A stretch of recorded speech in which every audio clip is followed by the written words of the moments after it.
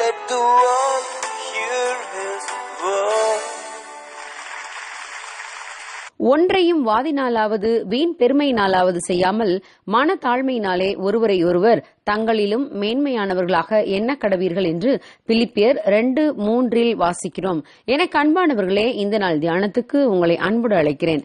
ஒரு குடும்பத்தை, ஒரு குழுவை, ஒரு சபையை நன்றாக நிர்வகிப்பது எப்படி என்றும், மனிதர்களை எவ்வாறு உற்சாகப்படுத்தி அவர்களை உயர்வடைய செய்வது என்றும், பிரச்சனைகளை உண்டு பண்ணும் நபர்களை எவ்வாறு அமைதிப்படுத்துவது என்றும் ஒரு குடும்ப தலைவர் அல்லது குழு தலைவர் அல்லது சபை தலைவருக்கு நன்கு தெரிந்திருக்க வேண்டும். குழு உறுப்பினர்கள் அனைவரும் ஏக சிந்தையுள்ளவர்களாக மாறும் வரை தலைவர் அதை கண்காணிக்க வேண்டும்.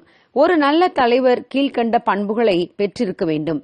குழுவில் ஏதேனும் தவறு நடந்துவிட்டால் பழியை யார் மீதாவது தூக்கி போடாமல் அதற்கு தானே பொறுப்பேற்க வேண்டும்.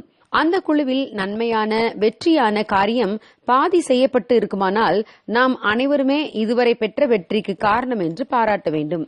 உண்மையிலேயே அந்த குழுவில் மிகப்பெரிய வெற்றி கிடைத்தால் அந்த குழு தலைவர் இந்த வெற்றிக்கு குழு உறுப்பினர்களாகிய நீங்கள்தான் காரணம் என்று மனதார பாராட்ட வேண்டும்.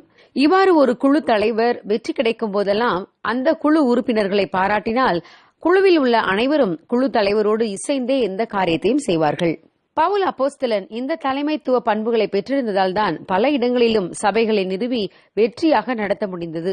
ஒவ்வொரு சபைக்கும் அவர் எழுதிய நிருபங்களில் எல்லாம் பாராட்டப்பட வேண்டியவர்களையும் வாழ்த்துதல் தெரிவிக்க வேண்டியவர்களையும் அவர் மறக்கவில்லை.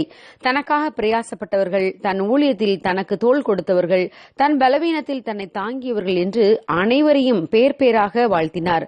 தவறுகளையும் திருத்தி ஆரோக்கியமான சபை வளர்ச்சிக்கு தேவையானவைகளை செய்தார். ஆனால் ஏதேன் தோட்டத்தில் தேவன் ஏற்படுத்திய முதல் குடும்ப உறுப்பினர்களாகிய ஆதாமும் ஏவாளும் தங்கள் தவறுகளை ஒத்துக்கொள்ளாமல் தேவனிடம் ஒருவரை ஒருவர் பழி சுமத்தினர். ஆதாம் ஏவாளையும், ஏவாள் சர்ப்பத்தையும் பழி சுமத்தினர். அந்த குடும்பம் ஒரு வெற்றியான, ஆசீர்வாதமான, கீழ்ப்படிதல் உள்ள குடும்பமாக இருக்க முடியவில்லை. ஆம் பிரியமானவர்களே, தேவன் நம்மை வைத்திருக்கும் குடும்பத்தில், ஜெப குழுவில் அல்லது சபையில் மற்றவர்களை மனதார பாராட்ட பழகுவோம். ஒரு மனம் தானாக வளரும். இதமான மனநிலையை நம்மால் அநேகருக்குள் உண்டு பண்ண முடியும். இன்றே முயற்சிப்போம். நிச்சயம் கர்த்தர் நமது சபையில், நமது குடும்பத்தில், நாம் செய்கின்ற ஊழியங்களில் வெற்றியை தருவார். God bless you. Have a successful day.